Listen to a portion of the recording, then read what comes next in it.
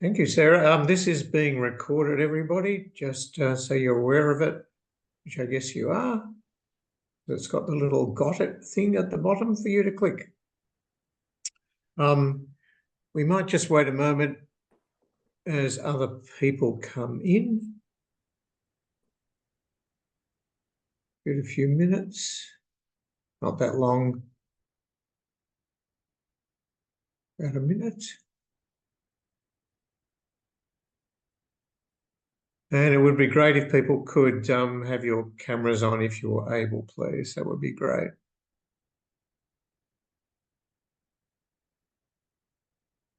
I think there are quite a few more to come in because I think we're expecting 50 odd people in this.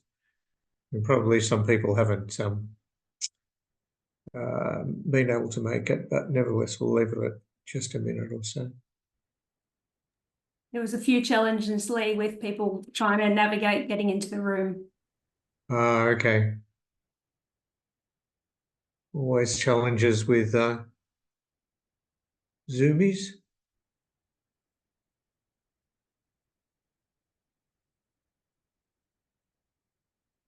Okay, so how are we going?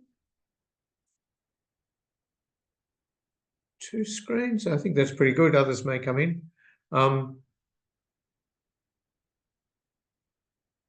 All right. I'm Lee Norton. I'm with Kooyong Climate Change Alliance.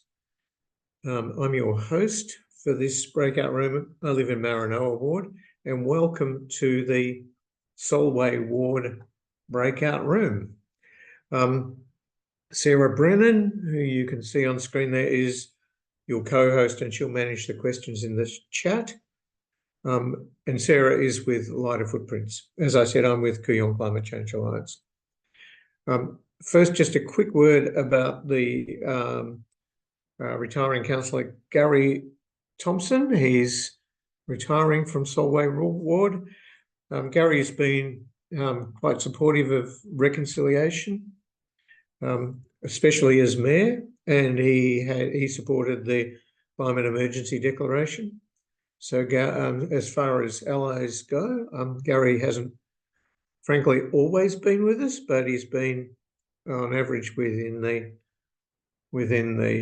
cohort of Boroondara councillors, one broadly supportive. As for candidates now, there are 5 in Solway, and 3 are joining us tonight. There's Kate Bellamy, who you can see there on screen, John Fran Pereira also, and Atol Kalra. And I'm not sure, Atol, are you with us? I don't think Atol has made it. He responded that he was coming, but hasn't been able to make it apparently. After a bit of housekeeping, our candidates, I'll hand over to you. There are 2 other candidates, Zachary Townend, who asked some initial questions but has not responded subsequently, and Adrian Morgan, who has not responded to the invitation to attend. Now, as I think you're aware, the purpose of the Candidates Forum is for candidates to introduce themselves and respond to questions from you. And the purpose of that, of course, is that you can then cast more informed votes. This is democracy, local democracy at work. While there is always a climate and environment focus in Lighter Footprints forums, as you well understand, questions on other topics can be taken tonight, time permitting.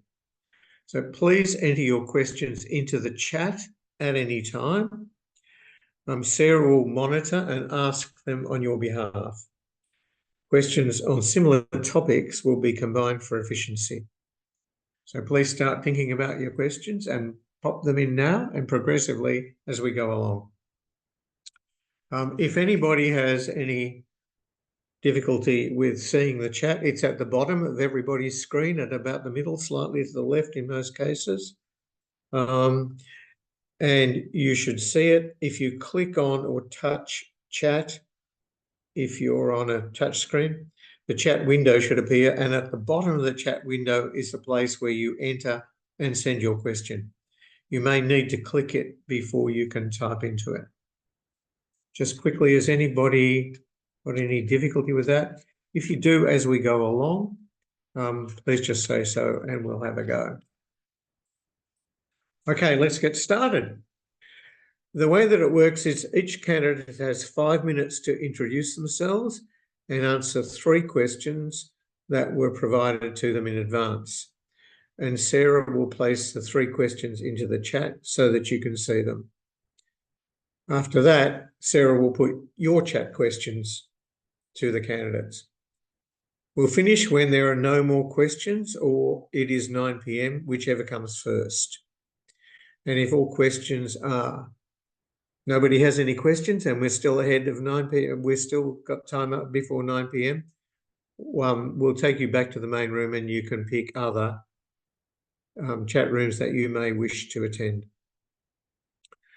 So over to the candidates now, and in accord with tradition, we're asking the woman first. Kate, it's over to you for 5 to 6 minutes. Thanks, Lee. I do believe it was in alphabetical order, so no disrespect to you, John. Okay, sorry, just before you go, Kate, this is the way it works, just to be clear. You introduce yourself and indicate your main reasons for standing for council. Now, I believe you know this, but just so everybody else does. Then the first question that's to be put is, do you think councillors should play a more significant role in the community when it comes to climate change? And if so, what would that entail? The next question that was put to you is, what new initiative would you propose to including council's next climate action plan to help Boroondara residents reduce their carbon emissions? And lastly, community engagement is a key to encouraging community action on climate change. How can council better engage with residents and businesses on this issue? And I hope, Kate, they were the questions you got. Is that right? That is correct, actually. Thank you. Over to you. Thanks, Lee. I'd like to start by acknowledging the traditional owners and the lands we're meeting on this evening. I'm coming to you from the lands of the Wurundjeri Wurrung people, and I'd like to pay my respects to elders past, present and emerging, and any Aboriginal or Torres Strait Islander people who may be with us tonight. I'd also like to thank Lighter Footprints for the opportunity to attend. Good evening. As Lee said, my name is Kate Bellamy and I'm running for council because I believe I can add a common sense, real world approach, drawing on my local community knowledge and connections. Climate change is a people problem and it's all about making choices. We need to make changes to change outcomes. As a resident and having worked in the volunteer sector for 14 years, I've seen the benefits of getting people engaged in the process rather than feeling overwhelmed by the challenge. I'm passionate about ensuring that council delivers real value to ratepayers, supports local businesses and takes meaningful action on climate change. I'm standing for council to bring fresh ideas, foster stronger, more transparent connections and to ensure Boroondara remains a place where we can all thrive together now and for future generations. I believe councillors can and should play a more significant leadership role in addressing climate change by engaging directly with residents, listening to their concerns and understanding what's important to them. Leadership in this space for me means things like ensuring climate grants are fully promoted and distributed to maximise environmental impact, creating more opportunities for community-led projects. At the council meeting I attended on August 26th, I witnessed 0 climate grants being awarded with no explanation given to the organisations who took the time to submit nominations. I find that unacceptable. Council should always show leadership by adhering to what was agreed to in the Climate Action Plan and to not allow gas to be used in new builds or the redevelopment of existing facilities such as the Kew Recreation Centre. Councillor leadership can drive practical climate solutions by engaging the community, fostering collaboration and tracking progress on the Climate Action Plan. To enhance this, Council could host biannual workshops connecting environmental groups, residents and businesses. These workshops would promote dialogue, share best practices and ensure accountability on climate goals. While there is currently an internal advisory committee, these workshops would create broader accessibility and strengthen community involvement. A new initiative in Council's climate action change I would propose, if elected, would be the creation of repair cafes around Boroondara. After visiting the Craig Family Centre recently, I learned that they have spare room capacity and are eager to engage the local community by hosting a monthly repair cafe. I'm sure other community centres would also be keen. These cafes would focus on repairing damaged goods, reducing landfill, and promoting reuse over disposal. I was also fortunate to serve as a judge for the 2023 Boroondara Volunteer Awards and was inspired by the work of Catherine and Jenny at Boroondara Hard Rubbish Rehome, one of the award winners.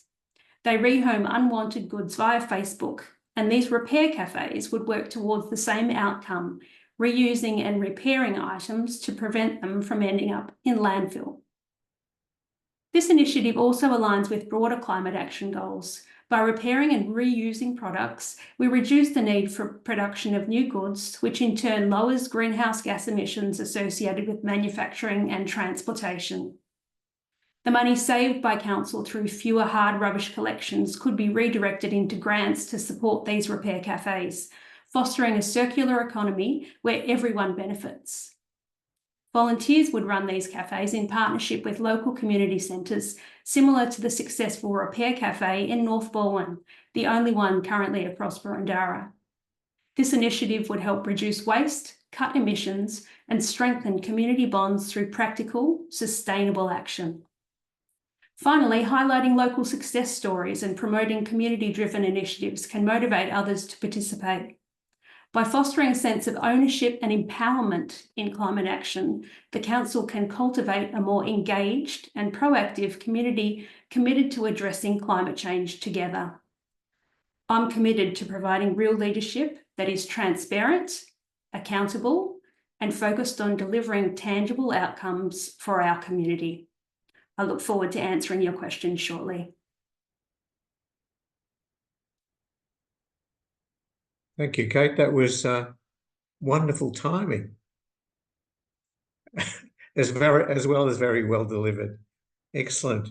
Thank you. The next candidate to introduce is John Friend Pereira, and again, I won't run through the questions in detail, John, but it's introduce yourself, about councillors with a more significant role in the community for climate change, new initiatives for the Climate Action Plan, and about community engagement. Thank you again, and over to you, John. Thank you, Lee. Good evening, everyone, and thank you, Kate, for the acknowledgement of country. My name is John, and I'm your local Greens candidate in Solway ward. I live in Ashburton with my wife and 2 young children, and I spend a lot of time frequenting our local parks, shops, and community facilities. Alongside my family commitments, I'm a director of an international NGO that promotes quality education in Cambodia. I volunteer as a Justice of the Peace at Ashburton Community Centre and on the Committee of Management at Rome Street Kinder, where my daughter attends. And recently, I just completed a 2-year term as Director of Community Services with the Rotary Club Boxwell Burwood. In a past life, before kids, I worked with UNICEF in Cambodia, where I managed a 3-year, $15 million education programme and was appointed to the Government Task Force on Education Reforms. In Australia, I've worked as a policy advisor. I have a Master's of Law and recently completed a Diploma of Governance.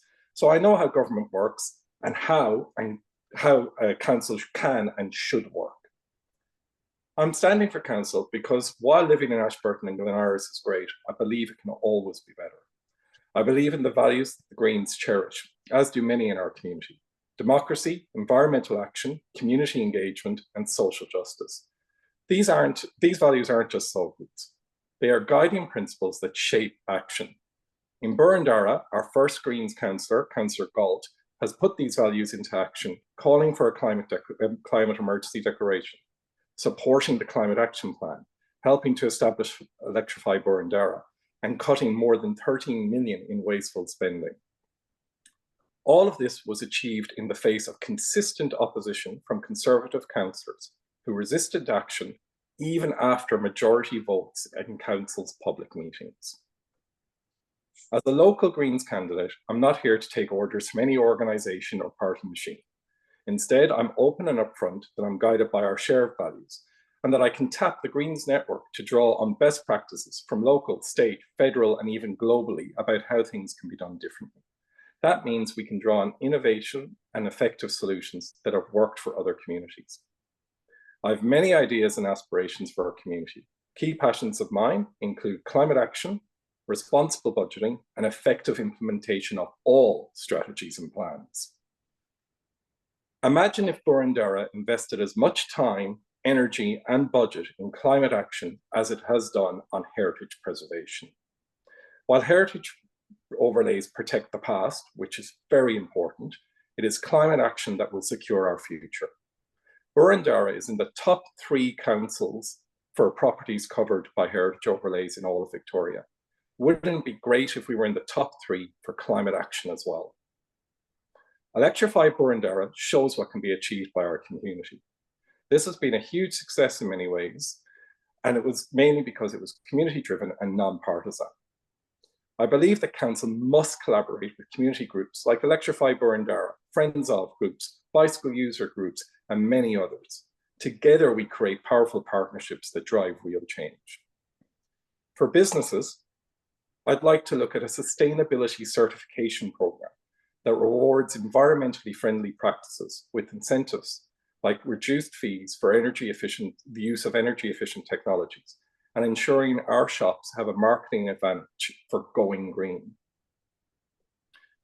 I believe the way that council responds to community consultations in general, and its annual budget in particular, need to change. Consultations need to be meaningful and have impact.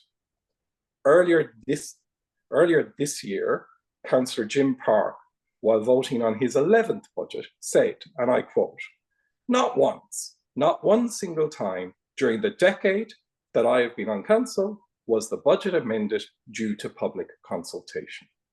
And he was proud of it. Well, folks, that's what needs to change. The council manages over $250 million of budget each year. That needs to be transparent, and it needs to reflect the community's priorities. We must ensure our budget reflects the needs and voices of our community. The council has many strategic plans and strategies, be it the climate action plan, housing strategy, toilet strategy, biodiversity strategy, road maintenance strategy, but too often they are underfunded and fall short on implementation. Strategies should not be vague, feel-good, unfounded aspirations. We must fund these strategies to the point of delivery and seek community input as to how to best to achieve this. To paraphrase Tony Abbott, no councillor is the repository, or in his case, the suppository of all knowledge. The role of a councillor is not to simply propose initiatives, but to create an enabling environment where we get action and we see results. Thank you. Thank you, John. Again, just perfect timing. I don't believe we have Atal Kalra with us, just checking. In that case, we are now moving to questions. And Sarah will be posing those questions for us. Over to you, Sarah. Thank you. Hi, everyone. We'll start off with the first question from Petra. Just like, what would you do to encourage a circular economy and a good, strong and supportive community? Maybe we'll go in the order that we went with speeches. Kate? Yes, sure. And Petra, I think it was, thank you for the question. Circular economies are obviously vitally important, especially from a local perspective. We all try and do everything that we can, or I shouldn't say we all try and do, we all should try and do everything we can to ensure that our actions that we're taking on a day-to-day basis are fully sustainable in every single way. I was recently overseas, and that's where I came across the Repair Cafe idea.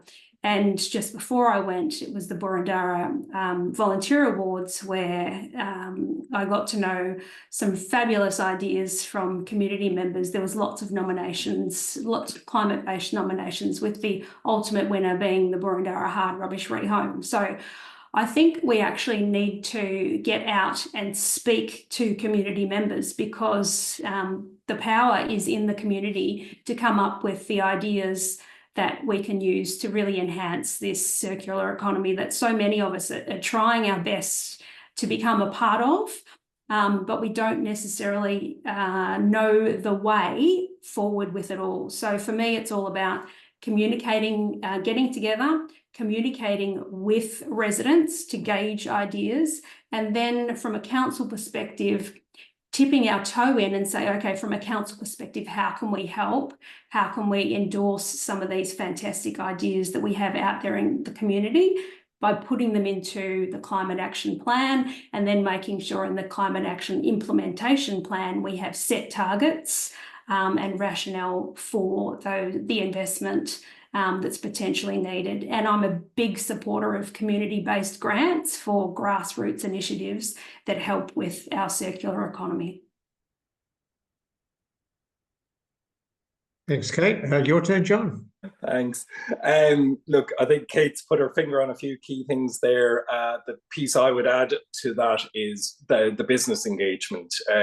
Whether it's cafes or food services businesses, there's huge potential there to bring in, reusable containers, biodegradable containers and packaging, which also lends itself to promoting our shops as being ones that value going green and embracing circular economy. Repairing is definitely a key thing. We see the bicycle repair stations go very, very well, but it's also getting us away from this single-use approach that when something breaks, it has to be gotten rid of. Again, what's the job of council? The job of council is to provide the space. People will say, oh, well, there may not be the space. Are we adequately using all of our sports pavilions? Are we adequately using our scouts halls, church halls? And council can help by paying the rent of those, by covering the cost of those, so those activities can take place. But crucially, while council can enable it, it still has to involve people in order to drive it forward. So I think good education pieces and making it easy. We can expect, but it becomes increasingly hard, especially when you live a busy life and you've got young children, to get the batteries, the button batteries, to the one drop-off place, the electrical equipment to the other drop-off place.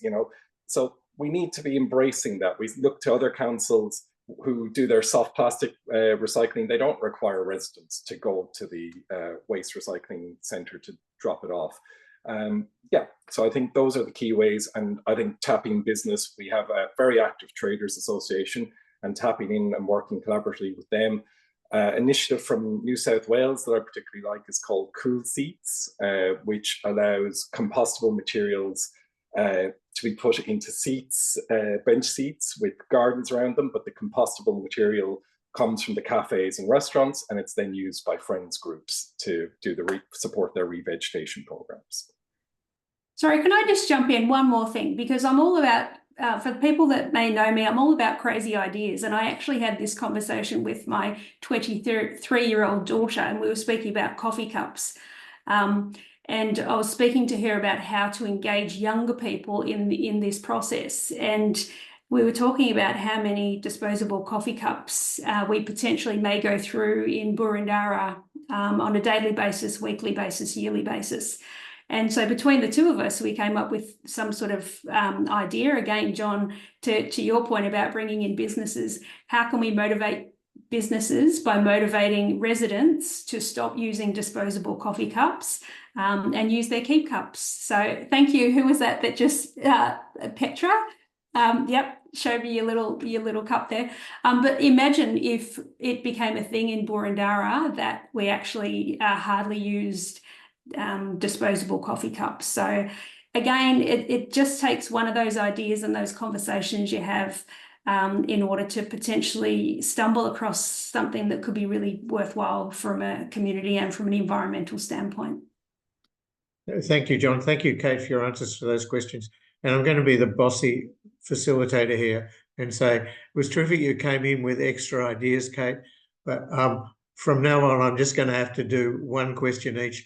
I know that the competition between you is entirely friendly, but I got to do the bossy facilitator bit. So John's going to get first crack at the next question, and we're going to do it in that order. So, Sarah, what do we got? So from Ralph asks, what role do you think council has in procuring from social enterprises, organisations that exist to support marginalised and underrepresented people in our community who provide a good service? Great, thank you. So about 4 weeks ago, I went to a circular economy workshop run by council, and the food that was provided was brought in from like a sushi place. So the first question I would have is, well, is there a social enterprise that does food that council should be getting that from? And that's just at a very simple level. But again, leading off what we were just discussing in the last section, it's about getting that scale. One of the things that's holding some of our businesses back from trying out compostable materials is the cost. So council has the capacity to buy at scale. So whether that's buy at scale for council's own events, which should obviously give preference to food, to resources, to artworks that can be sourced locally from local organizations, or whether it's supporting groups of coffee shops to come together and buy, you know, reusable cups branded with Ashburton 3147 or branded with Boroondara Going Green or something like that. That's where the opportunities lie. I'm just trying to think. Yeah, there are, I think, I'm thinking mainly in the food space. There may be others. I think council also needs to place, again, the maximum use of all of council's buildings and facilities. Room hire costs probably need to be looked at for some organizations, and making sure that we are getting full use out of those. But certainly in terms of council's procurement, everything should try and focus on coming locally, coming from a social enterprise if there are appropriate ones in the area, or in neighbouring councils as well. Like, it doesn't, often local economic flows cross council boundaries. They don't just stop at Warrigal Road. So yeah, we can do that as well. Thank you. Kate? Yeah, I think social enterprises are so very important for the fabric of the society that we live in. I think from my standpoint, social inclusion is one of my 4 key pillars that I'm standing on.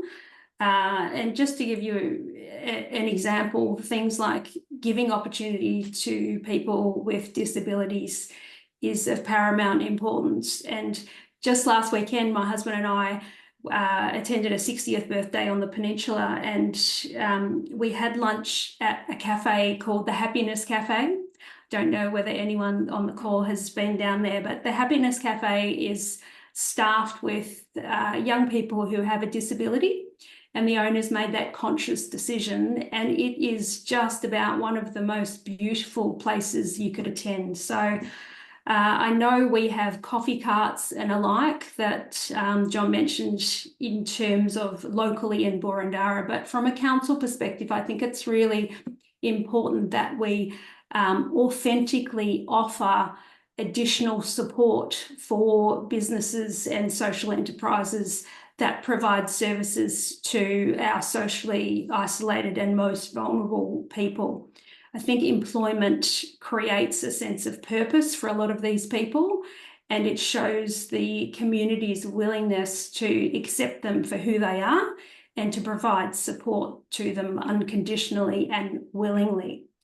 It's definitely within council's remit to speak and advocate on their behalf, and I will be a strong supporter of social enterprises if I'm elected. Thank you, Kate.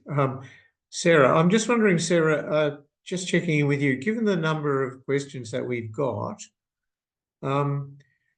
is it is it okay that we have I mean, we want full answers from candidates clearly, but are people going to get a fair shake of the questions? Do you think? Are we okay with the length of time there? Will that work?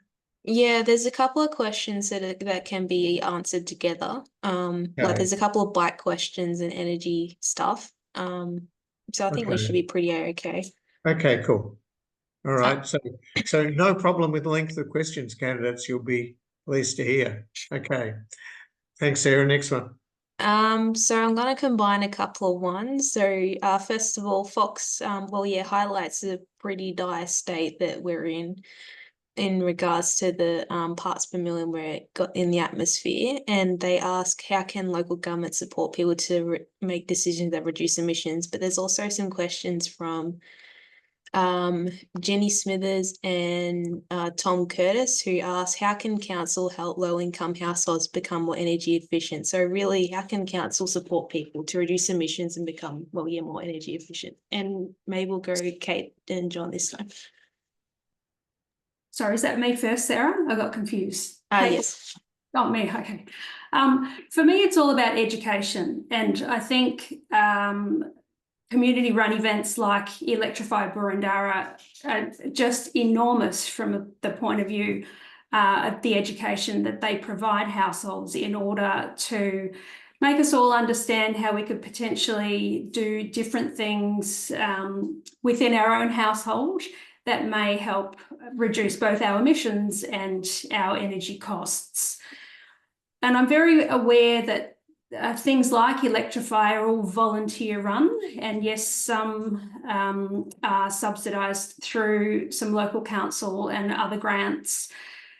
But I'm really hesitant because I know the amount of time and effort it takes to run these events. So for me, I think council has to be more on the front foot and lead and run these events with the help of community in terms of continuing to educate residents on how they can change things within their own home. From a council perspective, I think we need a natural gas transition plan and an energy transitions officer, which was put in the climate action plan, which hasn't eventuated. And I think that will also further reduce our emissions and things like EVs. Everyone's very excited about EVs, but the question that I continually get asked by residents is, where am I going to charge my EVs when I get them? So I know council currently has a plan for EVs, but I think that plan has to be supercharged and in line with the increased excitement and take up in EVs.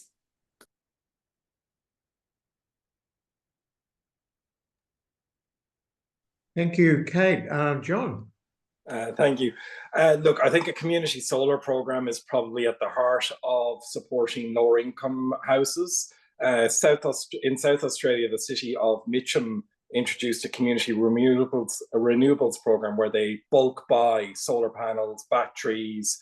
That could even be extended to anything that is needed for retrofitting, and then can be provided at a lower cost because of the bulk purchasing. So again, it's what is the advantage that council brings to the work that any community group is doing? It's scale. It's being able to enable that scale, get price reductions and get it in there. One of the things I'm particularly passionate about, given the state of public housing in Solway, so Alamein, Benghazi, Lancaster, those estates, they are in an appalling condition. They're drafty, they're 50%, 70% unoccupied, and they're drafty, they're cold, they're not energy efficient. And because they're government owned and the tenants, they are tenants, they can't even put in solar. So Markham is a showcase in what can be done. There are other issues with Markham, but certainly in terms of water usage and solar. So again, it's potentially looking, and this is a big system change, but differentiated rates. So at the moment, we all pay rates. It's calculated on the value of our property. There are other councils that are now looking at differentiated rates whereby other factors are taken in, like whether it's occupied, not occupied, mainly in the commercial space, but that could move to supporting people by giving them reduced rates if they are taking on an initiative to retrofit their house. And that should almost certainly be means tested to a certain extent to make sure that that we're not leaving people behind in the transition. And I think that's one of the biggest challenges we actually have from a societal point of view, is to give everybody the opportunity to embrace the change. Thank you very much, both. Sarah. Excuse me. So we've got a couple of questions in regards to bike paths and a couple on public transport. So I guess if elected, what would you do to encourage bike paths and access to public transport? And there's a question also about bike lockers at I think train stations. So if elected, what would you do to encourage those? We'll go John and then Kate this time. Thank you. I was actually at Berwick Station this morning. I spotted the old kiosk that's been all painted up and sealed away for the last, I think, 10 or 15 years. There's a couple of basic bike racks there for locking onto, the same at Alamein and Ashburton. So yeah, a parketeer cage, if we're really serious about giving people the opportunity to do that first couple of Ks cycle to the station and then hop on the train, that's what we need. That's on that side of things. Bike routes, I don't know how many people have had a look at the Love to Ride app that's come out for Biketober. It generates heat maps of all your bicycle journeys. So this is kind of live data where we get to see where people are actually going on their bike trips and can really in real time inform where the usage is. Because obviously one of the biggest arguments for those not in favor of increasing funding for bike paths is that there isn't enough usage, or people don't go that way, they go this way. So if we can get enough people using that app, it gives us that data trail. Signage is a big one. I love cycling around here, but if you take me off the bike paths and put me on the road, I have to completely reorientate myself. So it's also an opportunity for our local businesses. It's also an opportunity for people who are doing leisure cycles and might be passing through the area. We've got the circular trail, we've got the anniversary trail, but the signage is pretty limited and the wayfinding is pretty limited. And a real pet project of mine is the walk and ride to school. The wayfinding for that has faded away to nothing. There's great projects in other councils whereby, as well as having crossing guards, they actually have a mobile crossing guard who does like Pied Piper and picks up children within a sort of 2 kilometer radius and walks them the 15-20 minutes, reduces the congestion at the school, reduces the traffic, and makes everybody's commute a little bit easier. So I think there's a load of things. The important thing about anything in active transport is we need to get people into it early. And if they're not coming into it early, we need to make them feel as safe as possible. So improving the road crossings and any areas where there's tension between traffic and cyclists and or runners and other trail users is very important.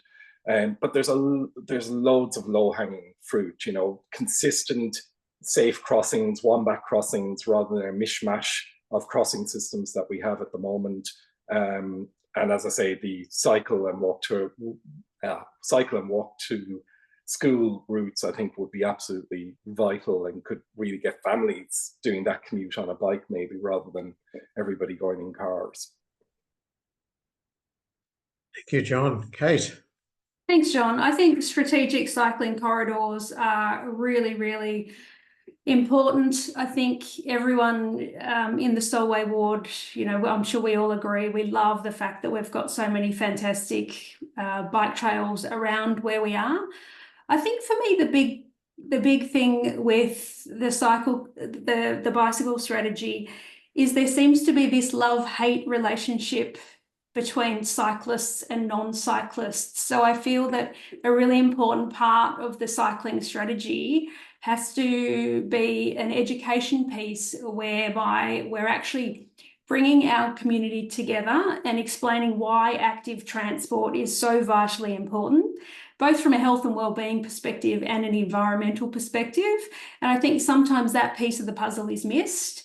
and we just focus about, making our cycling paths the best that they can be. But people are saying, well, I mightn't like cyclists on my path because I might be a pedestrian. So we have to find that sweet spot between the two and make sure that the education that we're putting out encompasses everyone's view in this area. I also think it's important that we look at the increase in electric bikes. And again, some people are scared by electric bikes. I was speaking to a gentleman just a couple of days ago who was hard of hearing, and he was a pedestrian, and he actually had a slight fall because an electric bike came behind him and he couldn't hear it, and he got a fright by it. So all these little conversations that we have with the community are important, and all angles and aspects should be looked at before we make final decisions. And it's all about collaboration at the end of the day for me. Thank you, Kate. Sarah, what's next? There is a question here which from Tom Curtis about heritage protection on houses. We know that Boroondara, I think, is got low solar panel coverage due to heritage protection laws. So where do candidates stand on rooftop solar for homeowners and in regards to heritage overlays? We'll go Kate. Kate John this time. Yeah, look, I really feel for people who are in a situation where they have a heritage overlay and the current regulations state that they can't put solar. I know council has looked at that and are looking at aspects where potentially, so long as it's not street-facing solar, is able to be put on heritage properties.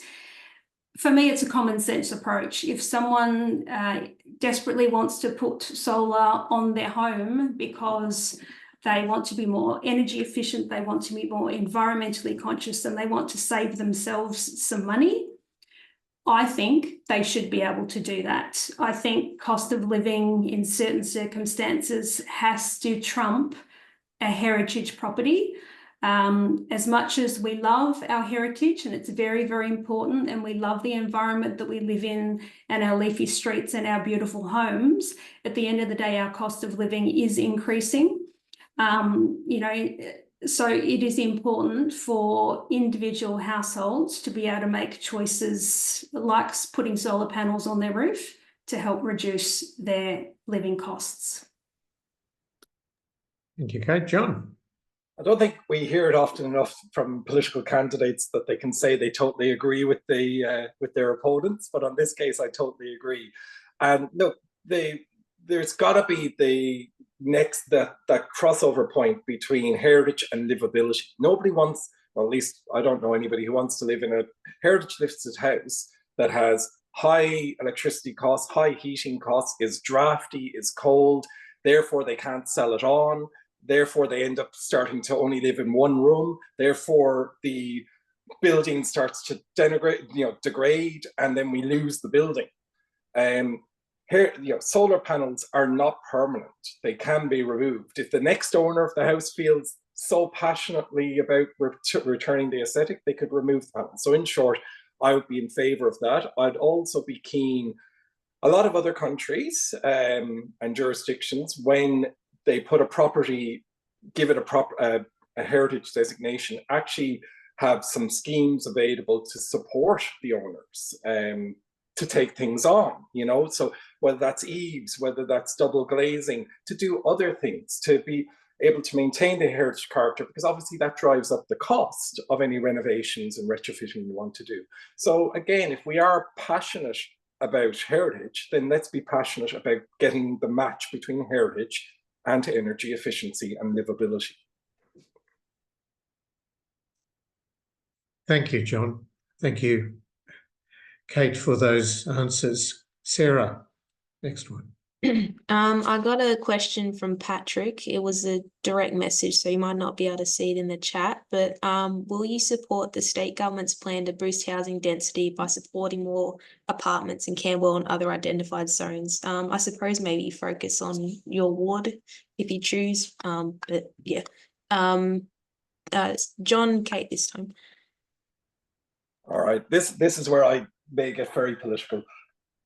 It is unacceptable to me that the state government is messing around with zoning and planning and doing it arse about face, to be frank, when they own land and houses that they are letting fall into disrepair. Whether it's the single bungalow at 11 Laurel Street, whether it's Alamein Avenue, whether it's the other public housing blocks. They have the capacity. They own that land. It is appropriately zoned now, and they should be building on it. All they're doing with rezoning is opening it up and leaving it to the market. It's still, that doesn't get a single house built. It just means that the potential to build some apartments is now there. So again, we need short-term solutions. We need 3-year solutions, 5-year solutions. There's the Vic Road site that everybody, I'm sure, is aware of. There are multiple bungalows, commission bungalows, being sold off by Buxton's Real Estate, who have the contract from the Department of Homes. Those are all the sites where not only housing, but affordable housing that stays in a public ownership. It can't just become another feeding frenzy for developers and private owners.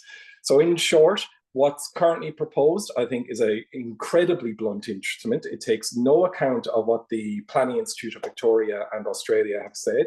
And it is, for those who might have been at the council meeting on Monday, as the Director of Urban Planning said, the entire process is back to front. They are starting with changes to Res Code, which is the actual quality standards of buildings, and changing that, and then going to the legislation. And ordinarily it's supposed to be the legislation, and then you work your way down through the system. I think they're in a panic, and I think that there's a lot of questions about their data and their forecasting. There's huge potential. High Street in Ashburton has great potential for above shop dwellings, but that needs a coordinated approach. You'd have to have at least 3 or 4 of those retail units to be able to do any sort of significant redevelopment there. So that's what they should be focusing on. And more importantly, they should be getting literally their own house in order and looking after the public housing tenants that they have and housing people who need housing where they can right now. Thank you, John. Kate. Thank you, John. It's nice to see your passion. Thank you. What's currently transpiring with the potential change to state government planning legislation? I don't know anyone across the state that is agreeing with what they're doing, but from a local council perspective, this may happen. So we have to look forward and say, okay, if and when it does happen, how are we going to react in a proactive and collaborative way that opens discussions to community as to how we're going to move forward. It's going to be the biggest challenge that the next council is going to face. And from an environmental perspective, it is going to mean the loss of tree canopy, the loss of open spaces, all the things that we all hold near and dear. So what is our reaction going to be? We have to be strategic in our thinking, and we have to navigate this space in a really careful manner, appreciating the fact that things like heritage overlays will be no longer. Residents will have no access to VCAT in order to protect their rights from a residential perspective. So it's a very emotive topic, and the council just has to be acting in a very sensitive and calm manner in our approach, and it is going to take a team effort to get through this next phase in terms of planning. Council has to ensure that any building development that goes on is done so in a sensitive way, and I'm hoping, again, from an environmental capacity, that developers do think about sustainability in its highest form in any residential developments that may occur. So it's going to be, as I said, our biggest challenge, and it's going to take a group effort across many different areas for us all to navigate the space. Thank you, Kate. And John, on that particularly difficult topic, Very well answered, both of you. Sarah. I'm gonna try and combine two kind of related questions from Argard and Catherine. It's about kind of like how you would see your role on council, kind of. What would be your number one priority if you got elected, and how would you work to get all councillors on board? And how will you balance your own prejudices from being able to listen to all constituents and help achieve a majority view and outcome, if that makes sense? Yeah, we'll go with Kate and then John this time. Okay, there was a lot in that, so I'm just going to try and unpack it. First of all, as a completely independent candidate, I come into council with no preconceived ideas, conceptions about what it might look like for me. Where I feel my strengths lie is in creating relationships with people that are sustainable, tenable, and I do enjoy looking at a 360-degree view of things, hearing all sides of the story, listening to all voices and not just the loudest ones, and making sure decisions that I make are truly reflective of the community that I'm serving. And just going through this campaign process and speaking to the hundreds, if not thousands of people that I've spoken to, it is amazing the things that you actually find out that council is sometimes doing really well, or sometimes that council haven't even thought about. A carers hub is something that I didn't realise Boroondara doesn't have after I spoke to a lady who looks after her disabled husband and 3 disabled children. So there are many, many things as a potential councillor that I look forward to, but my Northern Star, if you like, is always going back to the community and listening and learning and understanding what's important to them and making sure that my decisions taken within council reflect what my community is telling me, as well as having a good working relationship with all other councillors, regardless of whether they come from political backgrounds or not. I will judge each on its merits, always aligning my decisions based on what my constituents are asking me to do. Okay, John. Look, it's the role of a councillor is essentially a governance role. The CEO runs the day-to-day operations. The council have the oversight of strategic plans, strategic planning. Somebody sent me a question actually only this morning about the reconciliation action plan, saying, oh, it reads really well. How many of the 42 actions have been completed? How many, do we have any idea? Even a simple traffic light system, that's commenced, that isn't commenced. Again, that's my central point, is there is a strategy and a plan for almost everything. And council officers, when you approach them, and sometimes councillors, will go, oh, look at the strategy. And you're like, that's great, where's the implementation? Show me where that is touching businesses, touching people, touching houses, where I can see it occurring. An example, tree management. There was a beautiful big tree, wasn't in the best of health, it was removed completely, whole as balls from a playground. The trunk could have been retained, it could have been turned into a feature, but because the strategies and the plans and there isn't the oversight, that's the process that just happens automatically. So the job of a councillor is the same as a director of an NGO or of a company, is to say to the CEO and to the directors, you've got the plans are great, whatever it happens to be, the strategic planning, show me the implementation. If we talk in the housing strategy about advocacy, show me the advocacy. What does that look like? How many times are we petitioning the minister? Are we, seeking to meet with developers if we have to talk about social and affordable housing being included?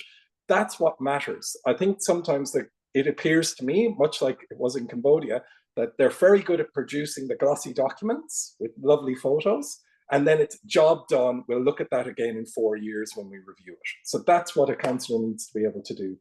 And they need to be able to tie that into the budget. There's so much program budgeting that we could be getting better use out of by allocating relatively small amounts. You know, $1 million out of $260+ million is not a huge amount. Working collaboratively.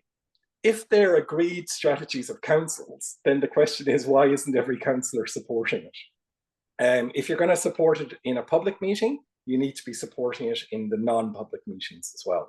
So I would hope by being open and transparent, and my North Star would be the strategies and the written documents of council. So if we go and we have the debate and what gets approved, then we implement that, and we implement that to the fullest of our ability.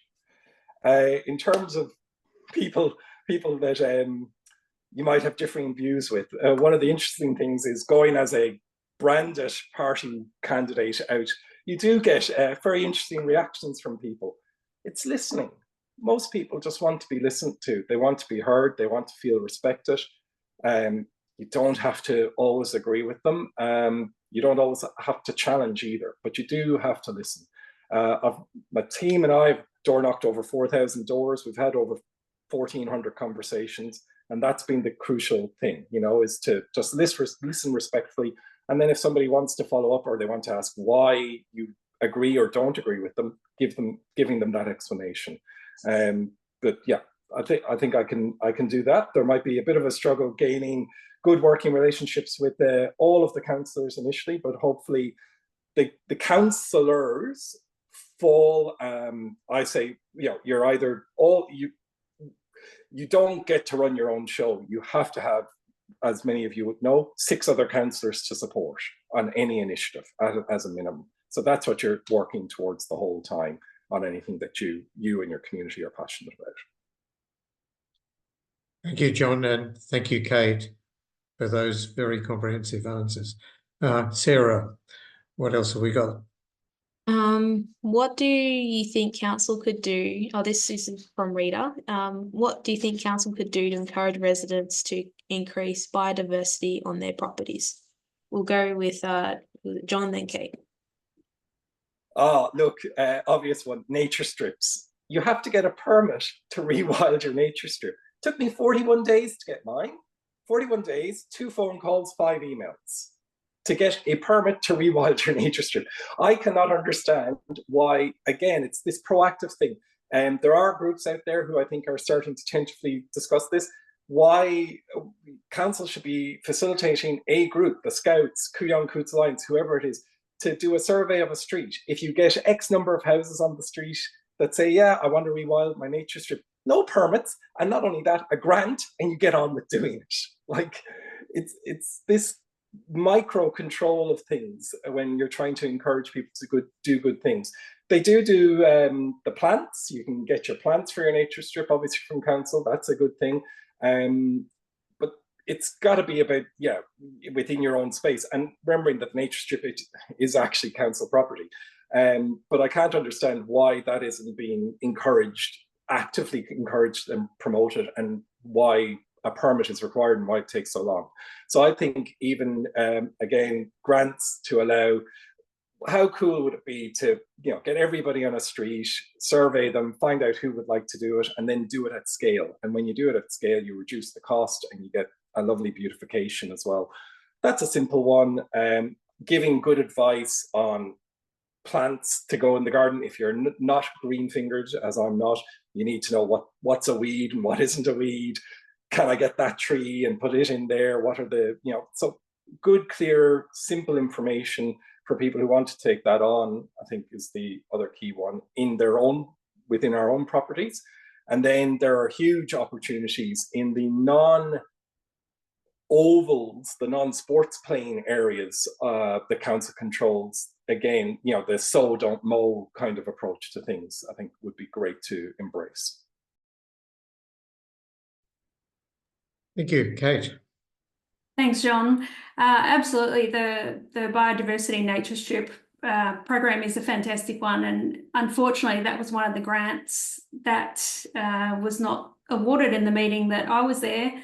So council was telling the Scouts that they actually couldn't use their initiative and help residents increase the biodiversity of their nature strip. So going back to the common sense approach that I spoke about before, that makes no common sense to me. I think a great idea. I'm a mother of 3 kids, and I know when my kids were young, one of them, I can't remember, I think it was Sarah, my middle child, came home and there was a project on worm farms, and she got very excited. So, you know, imagine if we actually sent some of our council officers into an education program in primary schools to get little kids interested in biodiversity, even for them to understand what biodiversity means, because I know that they will come home and hound their parents or their carers to increase their biodiversity within their own home. So there's nothing like the pestering of a small child to create change fairly quickly within a household, I would have thought. So that was just an idea off the cuff that I thought of. But there are many, many ways. And again, as John said, it comes down to council education. But I think sometimes council education doesn't reach the people that potentially it needs to reach. So it has to be innovative in terms of the engagement capture. And I think getting younger people involved in this biodiversity story would be a really positive thing for council. So thank you, Kate. And again, thank you both. Sarah. I'm going to attempt to combine 2 questions from Tom and Lee about advocating for energy efficiency and helping the public. So I'll use Lee's question to backbone this. What's your view on a few shop fronts staffed by council in partnership with community to assist people in the energy transition? We'll go Kate and John. Does that question make sense? Sorry, did you say a shop front? So a retail shop?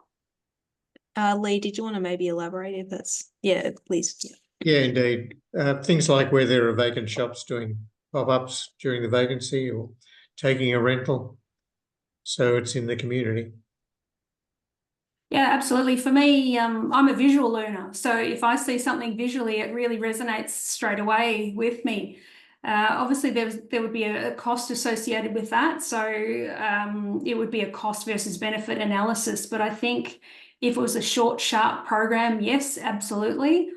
The other thing that I would like to say on that, the current Climate Action Hub on the City of Boroondara website is actually non-functional. It's not fit for purpose. So for busy people, I know myself, I Google it straight away. I jump on, I would love to be able to jump onto the City of Boroondara website, go to the Climate Action Hub and say, right, my interest is X, click on a tab and have all the information there for products, services, ideas, initiatives, local programs, local community groups that I could hook into straight away. So for me, the Climate Action Hub, getting that sorted would be ideal, but absolutely would, I think the community would benefit from the visual shop front in terms of that increased education as well. Thank you. John. Yeah, look, I think that's a great idea. When a retail space becomes a vacant, which is happening periodically at the moment, it can be continued to be used, and council are in a perfect position to say to the owner as part of keeping it vibrant. So this is where things start to cross over and interlink. You know, keeping the footfall, keeping that shopping strip going, using it for council information. However, there's also, you know, the Eco Hub at the community centre, and they don't always need to have another space, I guess is what I'm saying. Now, different people will frequent different things, but coming back to the central point, yeah, having it in real time or in face-to-face is absolutely crucial. I think there's a huge space as well, doing a little bit of a curating job by council. Unless you've got an extensive amount of time, it can be absolutely daunting to take on, you know, which hot water heat pump do I get? Which solar company do I go with? You know, and that is overwhelming. Even trying to compare my energy bill is an overwhelming thing. That's why the state government give you an incentive of $250 to do it once a year, you know? So council have staff, one of those staff could work full time on, curating, quality controlling, and kind of saying, these are reputable suppliers, we can help you, which is a bit of a function that Electrify Boroondara do already. So again, maybe we need to look at that collaborative space as to how those high street spaces get used and get used effectively. Again, I'll mention the kiosk because it's in my mind at Burwood Station. Say to PTV, let's open that up and have somebody there on the way to, for the commuters on their way to work where they can pick up a bit of information. But yeah, doing your own research, unless my father-in-law is very good at it. He's retired. He loves to spend 3 weeks checking out everything before he does anything. If you don't have that time, you need to just be told, high cost, low cost, no cost. Here's some different providers. We've checked them out. They are legitimate. You then make your choice. Really help people. Thank you again. And Sarah, I think we've got probably just time for one more for close. Yep. I'll go to a question by reader. I'll broaden it to both candidates. It's about the climate change plan that the council passed a couple of years ago.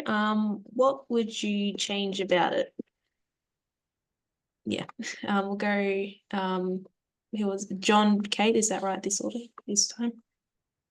Yeah. Implementation and reporting would be a good start, because if we don't know what they're doing and we don't know how it's progressing, we don't know if it's working. So rather than saying, hey, let's charge ahead with this, that, and the other thing, what's the uptake? What are the challenges? What are the roadblocks? We're not seeing that, I remember looking at their feedback on when certain people, I think a number of people suggested more detailed work plans, almost a quarterly set of deliverables and the budget attached. And they were like, that's too much work. Well, if it's too much work to provide a detailed work plan saying which department's responsible for delivering something, when it's going to be done by, and how much it's going to cost, then I really struggle with the fact that they think it's going to be too much work to actually deliver the initiative itself.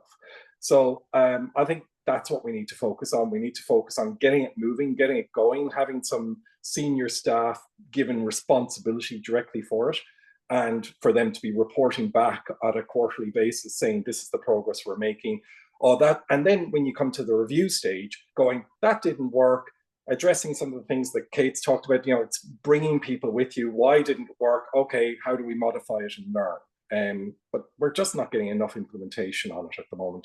It seems to me it's kind of like, we did it, it's done, we've published a thing. Kate's pointed to the hub, which I think is still saying waiting for the update from 2023. That's not good enough. But that goes across. Climate is a passion project, but that will go across all of the strategies and plans of council. Thank you, John. Kate, you get the last question for the evening. Then we can go and have a nice cup of tea. I think the climate action plan is a great document. It's got 6 really good themes, and the structure is good. What it could be, how it could be improved for me, is in the implementation, as John said.